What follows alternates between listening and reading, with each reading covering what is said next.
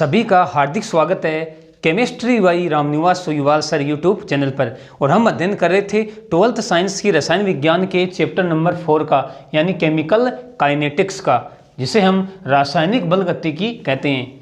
इस chemical kinetics के हमारे 3 पार्ट कंप्लीट हो गए थे और आज हम पार्ट नंबर 4 का अध्ययन करेंगे। देखो, ये जो हमारा पार्ट नंबर 4 है ये बड़ा ही इंपॉर्टेंट है, क्योंकि आज हम केमिकल काइनेटिक्स का एक बहुत ही महत्वपूर्ण टॉपिक, जिसका नाम है अणुसंख्यता एवं अभिक्रिया की कोटि, इसका अध्ययन हम इस पार्ट नंबर 4 में करने वाले हैं। जो हमारे पिछला जो हमारा वीडियो था उसमें हमने वेग व्यंजक, जिसको हम वेग नियम कहते हैं, वेग समीकरण कहते हैं, इसका अध्ययन किया। विशिष्ट अभिक्रिया वेग किसे कहते हैं उसका हमने अध्ययन किया। विशिष्ट अभिक्रिया वेग को हम वेग स्थिरांक कहते हैं। वेग स्थिरांक की इकाइयां किस प्रकार से ज्ञात करते हैं, इन सब बातों का अध्ययन हमने पिछले वीडियो में कर लिया था। अब हम इस पार्ट नंबर 4 में अणुसंख्यता एवं अभिक्रिया की कोटि का अध्ययन करेंगे। और मैंने क्या बताया कि ये जो टॉपिक है ये बोर्ड एग्जाम की तरफ से बहुत ही इंपॉर्टेंट टॉपिक है, तो आप इसके ऊपर भी स्टार लगा लो। देखो, पहले हम बात करते हैं अणुसंख्यता की। अणुसंख्यता किसे कहते हैं?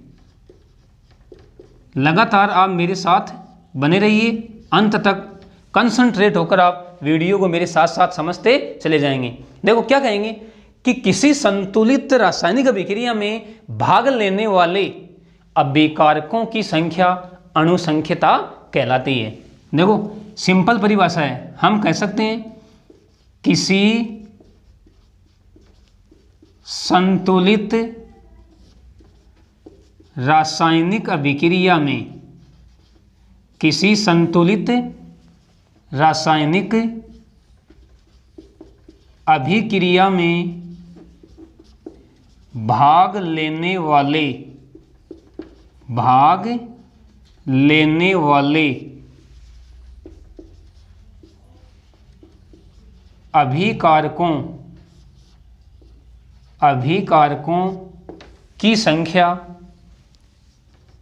अभिकारकों की संख्या अणुसंख्यता कहलाती है।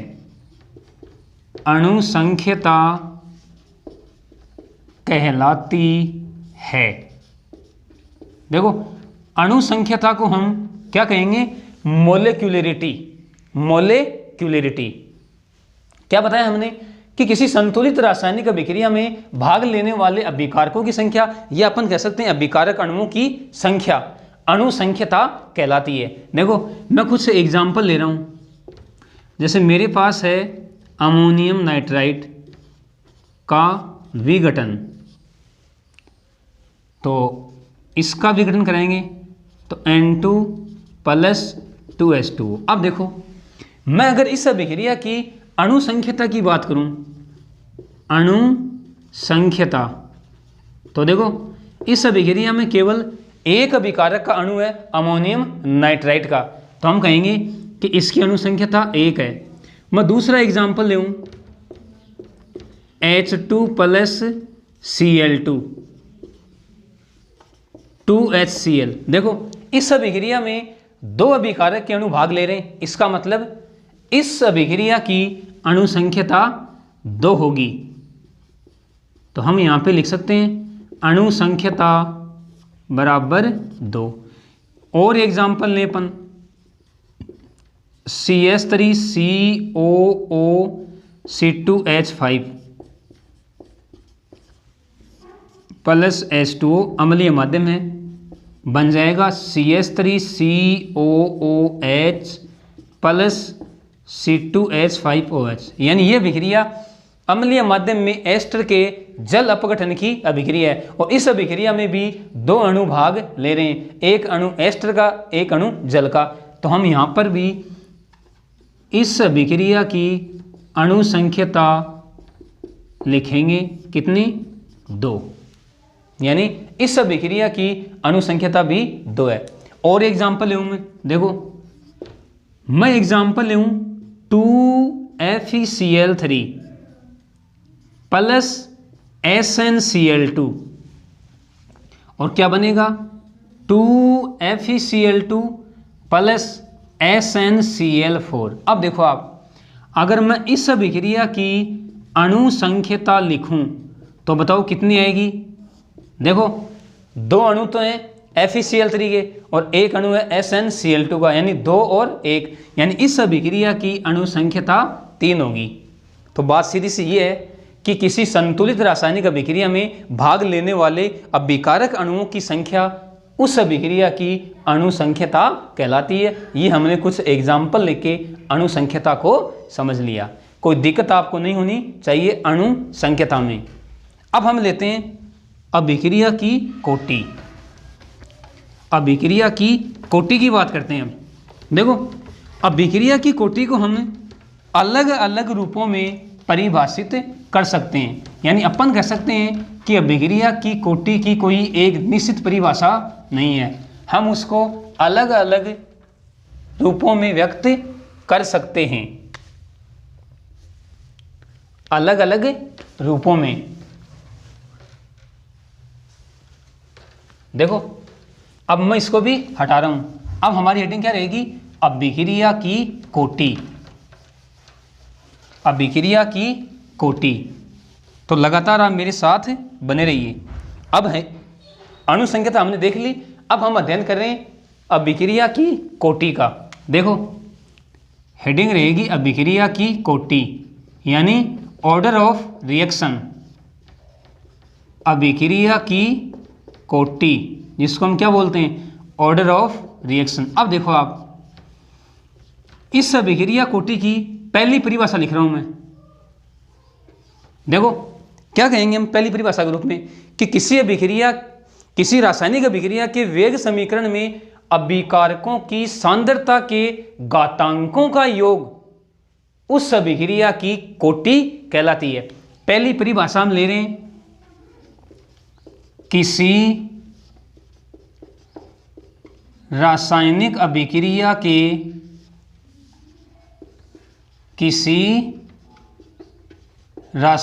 अभिक्रिया के वेग समीकरण में। देखो पिछली क्लास में हमने अध्ययन किया वेग समीकरण का।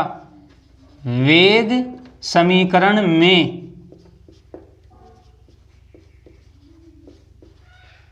अभिकारकों, वेग समीकरण में अभिकारकों की सांद्रता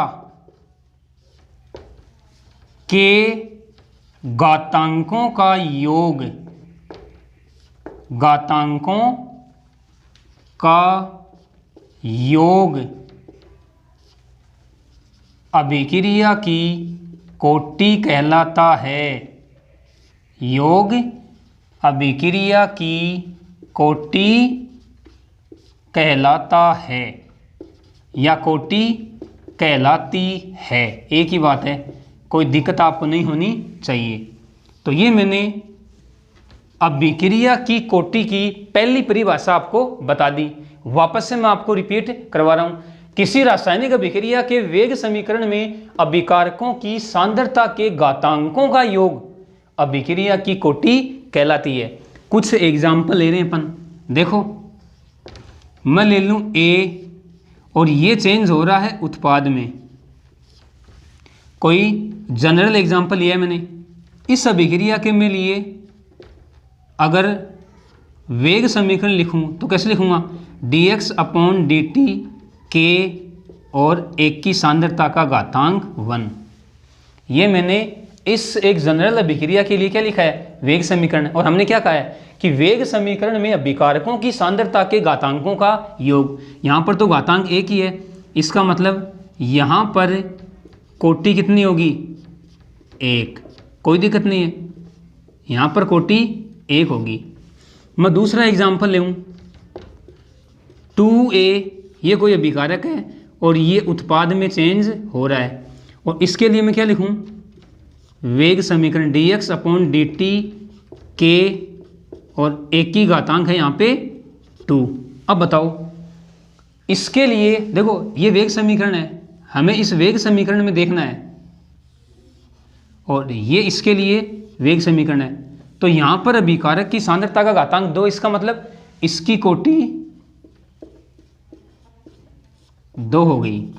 और एग्जाम्पल लूँ मैं, देखो मैं ले लूँ A प्लस B और ये बना रहे हैं उत्पाद, ठीक है ना, A प्लस B।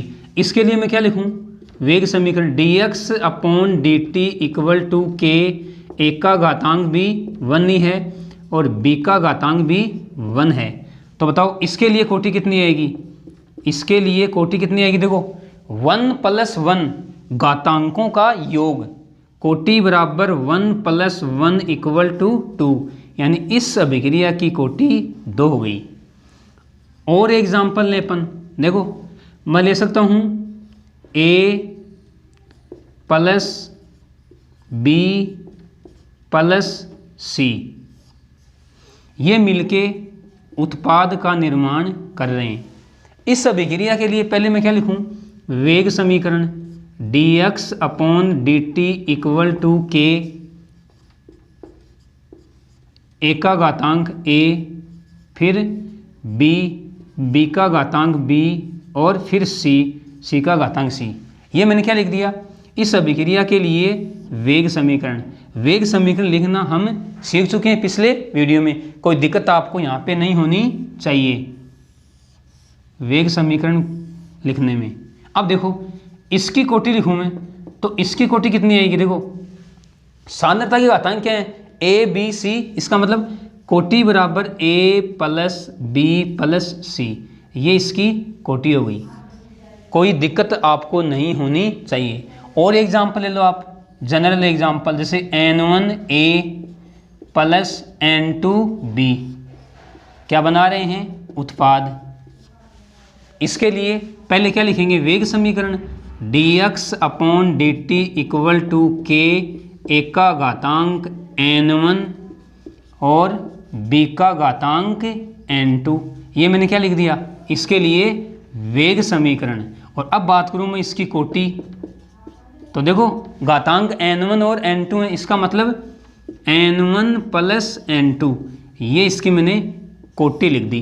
तो पहली परिभाषा आपको अच्छे से समझ में आ गई है। पहली परिभाषा के रूप में हमने क्या कहा कि किसी रासायनिक अभिक्रिया के वेग समीकरण में अभिकारकों की सांद्रता के घातांकों का योग अभिक्रिया की कोटि कहलाती है। इस अभिक्रिया के लिए हमने क्या लिखा, वेग समीकरण dx upon dt equal to k A की घात A। यहाँ पर घातांक 1 है, केवल 1 है तो कोटि 1 हो गई, इसमें घातांक 2 है तो कोटि 2 हो गई, कोटि 2 हो गई। इस अभिक्रिया में A प्लस B, A का घातांक 1 है और B का घातांक 1 है तो कोटि बराबर 1 प्लस 1 यानी 2, इसकी कोटि हो गई। इस अभिक्रिया में घातांक A B C हैं तो कोटि बराबर A plus B plus C, और इस अभिक्रिया में घातांक N1 N2 है तो कोटि बराबर N1 प्लस N2। यानी ये पहली परिभाषा आपको अच्छे से समझ में आ गई है। अब ले रहा हूँ मैं इसकी सेकंड परिभाषा, देखते हैं कोटि की दूसरी परिभाषा, यानी हम कोटि को दूसरे किस प्रकार से हम परिभाषित कर सकते हैं। तो लगातार आप मेरे साथ बने रहिए।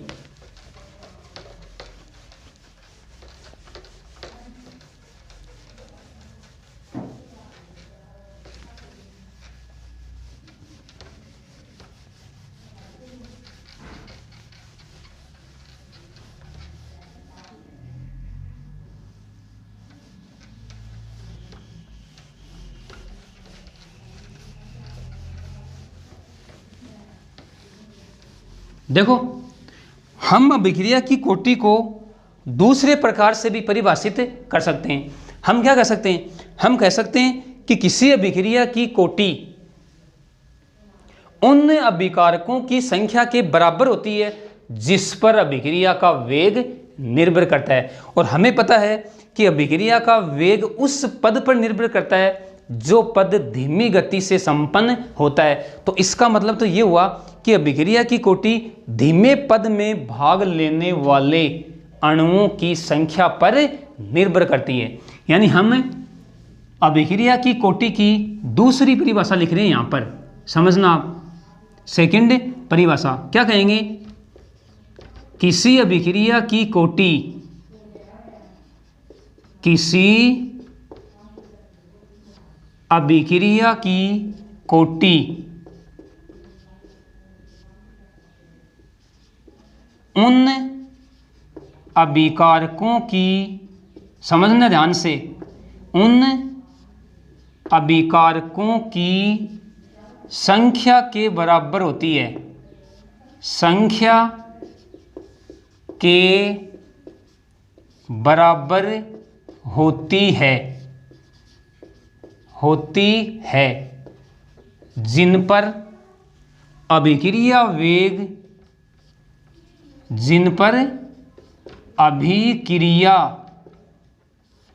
वेग निर्भर करता है, अभिक्रिया वेग निर्भर करता है। वापस से मैं आपको समझा रहा हूं, किसी अभिक्रिया की कोटि उन अभिकारकों की संख्या के बराबर होती है जिन पर अभिक्रिया वेग निर्भर करता है। हम इस डेफिनेशन को एक एग्जाम्पल लेके समझ रहे हैं।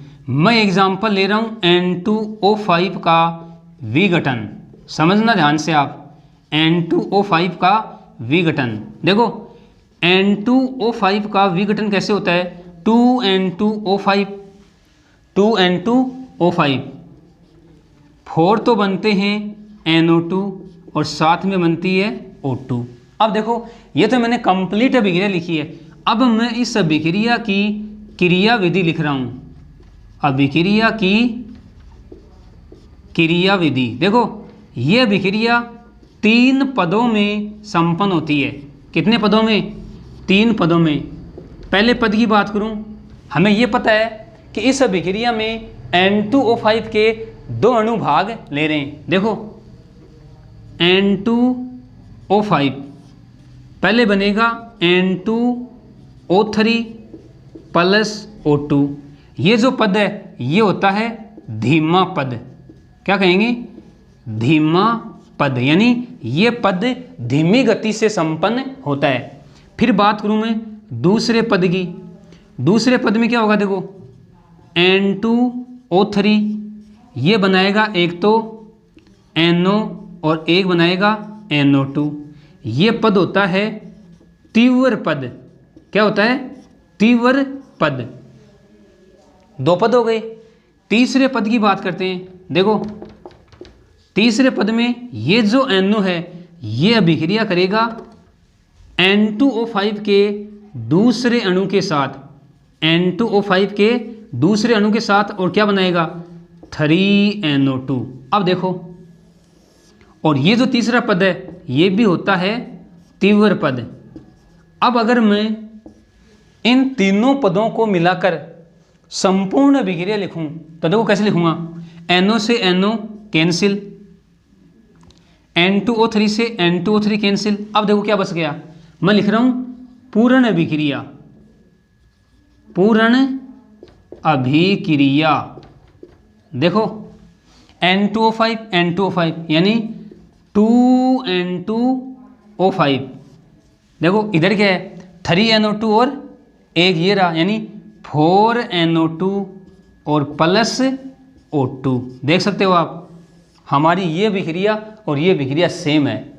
2N2O5 2N2O5, 4NO2 4NO2 और O2। ये हमने कंप्लीट अभिक्रिया देख ली। अब देखो, अब हम इस अभिक्रिया की कोटि की बात कर रहे हैं। हमने क्या कहा कि किसी अभिक्रिया की कोटि उन अभिकारकों की संख्या के बराबर होती है जिस पर अभिक्रिया वेग निर्भर करता है। अब देखो हमें पता है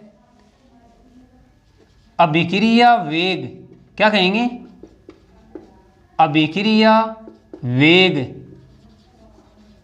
धीमे पद पर निर्भर करता है, धीमे पद पर निर्भर करता है। यानी अपन ऐसे कह सकते हैं कि जो पद धीमी गति से संपन्न हो रहा है उस पर अभिक्रिया का वेग निर्भर करता है। तो अब हमें यह पता हो गया है कि पहला पद धीमा पद है, इसका मतलब इस अभिक्रिया का अभिक्रिया वेग होगा वो इस प्रथम पद पर निर्भर करता है, और इस प्रथम पद के अकॉर्डिंग ही हम इस अभिक्रिया की कोटि ज्ञात करते हैं। यानी मैं लिख रहा हूँ अब इसका वेग समीकरण। तो कैसे लिखूँगा, dx/dt इक्वल टू के, प्रथम पद में भाग ले रहा है N2O5 का एक अणु, तो ये लो N2O5, कोई दिक्कत नहीं है। ये हमने इस धीमे पद को लेकर वेग समीकरण लिख दिया।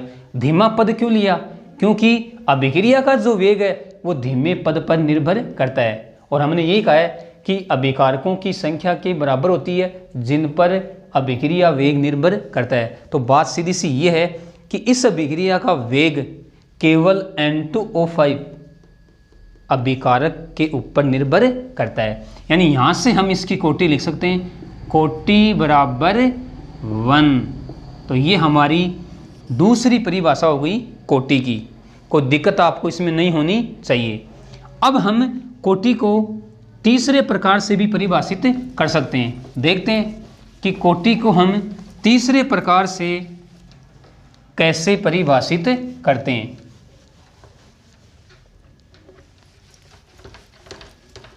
हमने अभिक्रिया कोटि की दो परिभाषाएं देख ली हैं। अब हम देखेंगे अभिक्रिया की कोटि की तीसरी परिभाषा।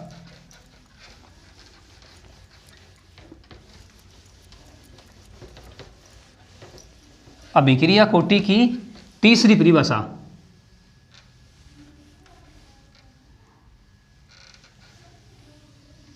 देखो हम अभिक्रिया की कोटि की तीसरी परिभाषा किस प्रकार से कह सकते हैं। देखो हम कह सकते हैं कि किसी अभिक्रिया की कोटि उन अभिकारक अणुओं की संख्या के बराबर होती है जिनकी सांद्रता अभिक्रिया के दौरान परिवर्तित होती है। या ऐसे कह सकते हैं कि उन अभिकारक अणुओं की संख्या के बराबर होती है जिनकी सांद्रता अभिक्रिया के दौरान परिवर्तित होती है। देखो क्या कहेंगे, अभिक्रिया की कोटि की तीसरी परिभाषा क्या कहेंगे, किसी अभिक्रिया की कोटि, किसी अभिक्रिया की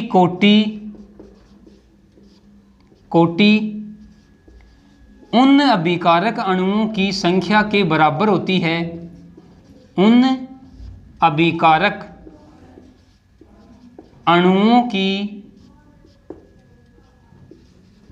संख्या के बराबर होती है, संख्या के बराबर होती है जिनकी सांद्रता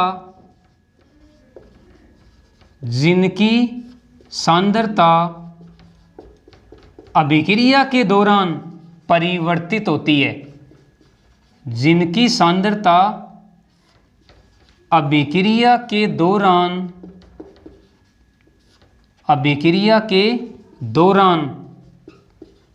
परिवर्तित होती है। देखो समझना, कोटि की तीसरी परिभाषा को आप समझना और ध्यान से समझना। देखो क्या बताया मैंने कि किसी अभिक्रिया की कोटि उन अभिकारक अणुओं की संख्या के बराबर होती है जिनकी सांद्रता अभिक्रिया के दौरान परिवर्तित होती है। बात सीधी सी ये है, अभिक्रिया में जिन अभिकारक अणुओं की सांद्रता में परिवर्तन होता है उन अभिकारक अणुओं की संख्या के ऊपर ही अभिक्रिया की कोटि निर्भर करती है। देखो एग्जाम्पल लेते हैं, और सबसे प्यारा एग्जाम्पल है एस्टर का अम्लीय माध्यम में जल अपघटन। एस्टर का अम्लीय माध्यम में जल अपघटन, देखो आप जल अपघटन, एस्टर का अम्लीय माध्यम में जल अपघटन। पहले मैं लिख रहा हूँ अभिक्रिया CH3COOC2H5 प्लस H2O, अभिक्रिया हो रही है अम्लीय माध्यम में, क्या बनेगा CH3COOH प्लस C2H5OH। अब देखो आप,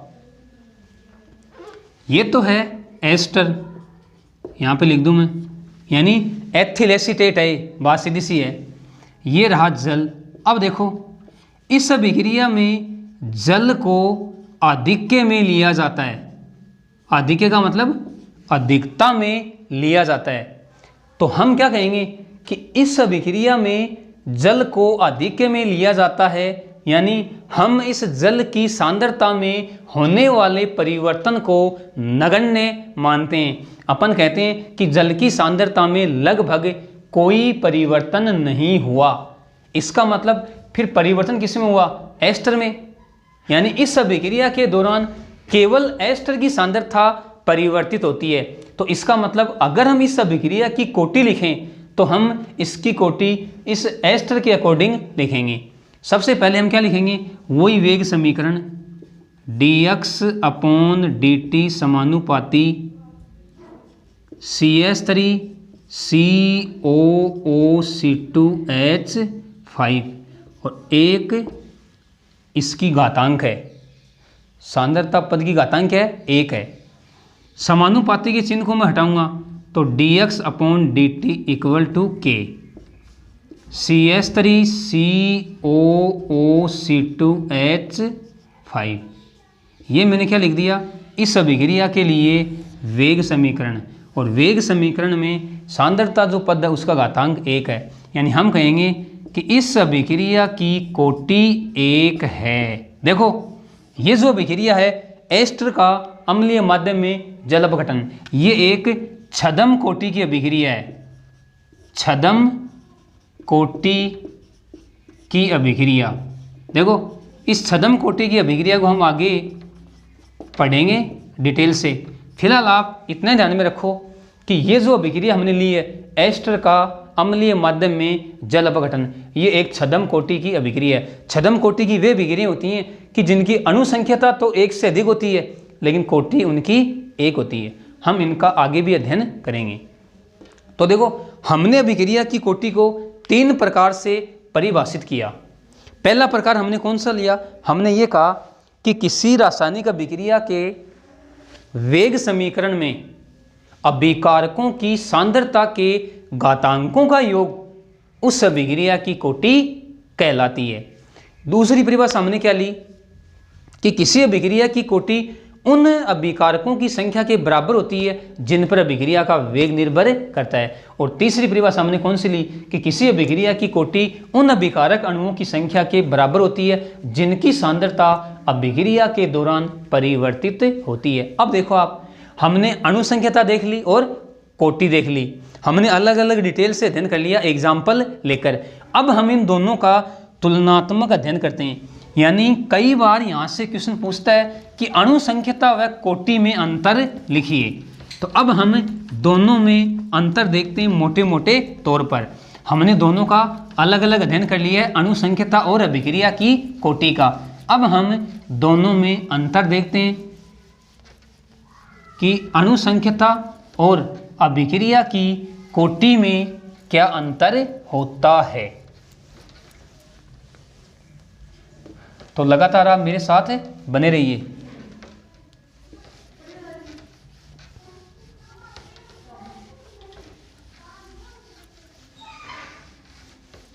यानी अब हमारी हेडिंग क्या रहेगी? अणुसंख्यता तथा कोटि में अंतर। देखो अब हमारी हेडिंग क्या रहेगी? अणुसंख्यता एवं कोटि में अंतर।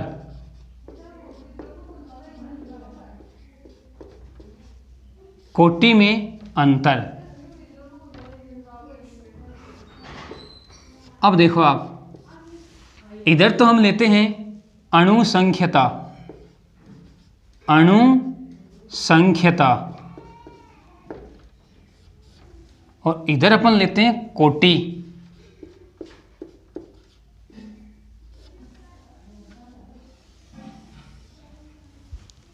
अणुसंख्यता और कोटि। देखो अणुसंख्यता की बात करते हैं। पहले क्या कह सकते हैं कि किसी संतुलित रासायनिक अभिक्रिया में भाग लेने वाले अभिकारकों की संख्या अणुसंख्यता कहलाती है। देखो क्या कहेंगे, किसी संतुलित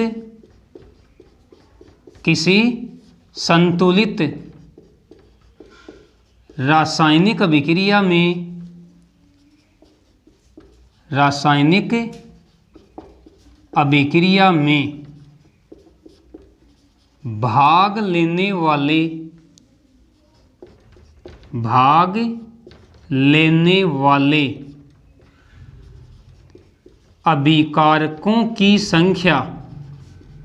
वाले अभिकारकों की संख्या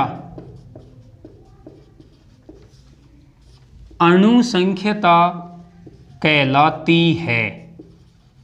अरे अभी हमने देखा है, ये तो कहा था हमने कि किसी संतुलित रासायनिक अभिक्रिया में भाग लेने वाले अभिकारकों की संख्या अणुसंख्यता कहलाती है। ये तो बात हुई अणुसंख्यता की। अब बात करते हैं कोटि की। कोटि में हम क्या कहेंगे, कोटि में हम कहेंगे कि अभिक्रिया में उन अभिकारकों की संख्या जिनकी सांद्रता में परिवर्तन होता है। देखो क्या कहेंगे, यहां पर हम कहेंगे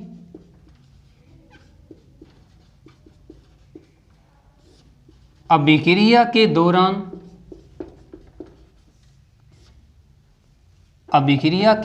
दौरान या अपन ऐसे कहेंगे उन अभिकारकों की संख्या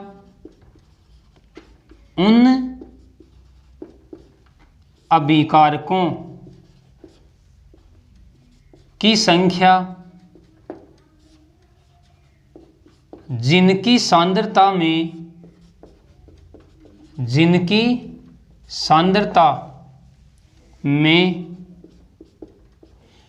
अभिक्रिया के दौरान परिवर्तन होता है।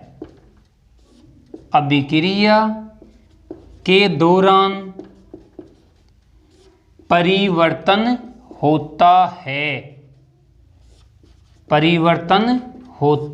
है, कोटि कहलाती है।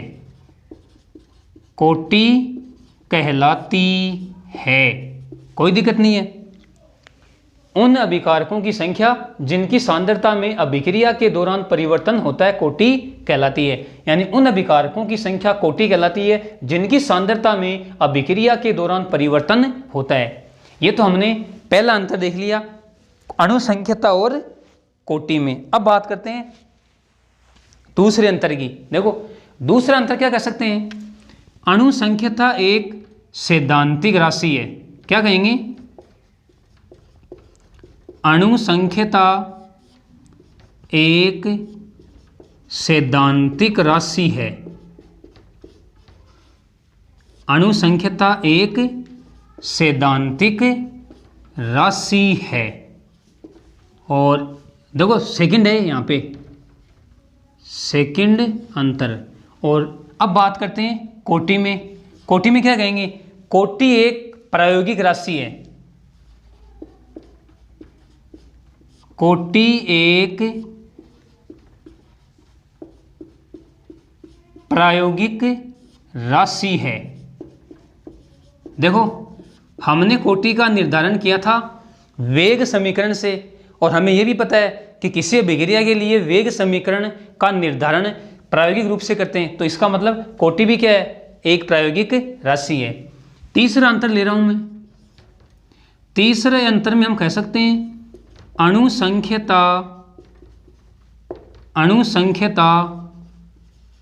कभी भी शून्य नहीं होती।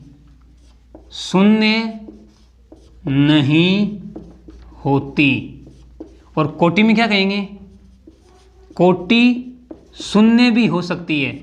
क्या कहेंगे, कोटि शून्य भी हो सकती है। कोई दिक्कत नहीं है। अणुसंख्यता कभी भी शून्य नहीं होती है और कोटि शून्य भी हो सकती है। अगला अंतर ले रहा हूं मैं। अगले अंतर में हम कह सकते हैं अणुसंख्यता भिन्नांक में नहीं हो सकती, भिन्नांक में नहीं हो सकती। और कोटि के बारे में क्या कहेंगे? कोटि भिन्नांक में भी हो सकती है। क्या कहेंगे? कोटि भिन्नांक में भी हो सकती है, भिन्नांक में भी हो सकती है।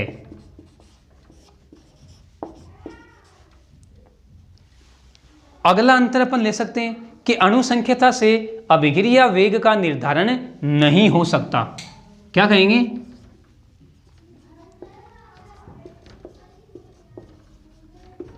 अणुसंख्यता से अभिक्रिया वेग का निर्धारण नहीं होता, निर्धारण नहीं होता है। और कोटि में क्या कहेंगे? कोटि से अभिक्रिया वेग का निर्धारण हो सकता है। क्या कहेंगे? कोटि से अभिक्रिया वेग, अभिक्रिया वेग का निर्धारण हो सकता है, निर्धारण हो सकता है। और देखो एक अंतर अपन क्या कर सकते हैं कि अणुसंख्यता केवल सरल अभिक्रियाओं पर लागू होती है। क्या कहेंगे?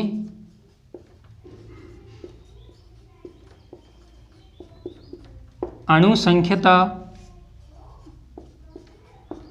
केवल सरल अभिक्रियाओं पर लागू होती है, सरल अभिक्रियाओं पर लागू होती है, सरल अभिक्रियाओं पर लागू होती है। और कोटि में हम क्या कर सकते हैं? कोटि है ये सरल व जटिल दोनों अभिक्रियाओं पर लागू होती है।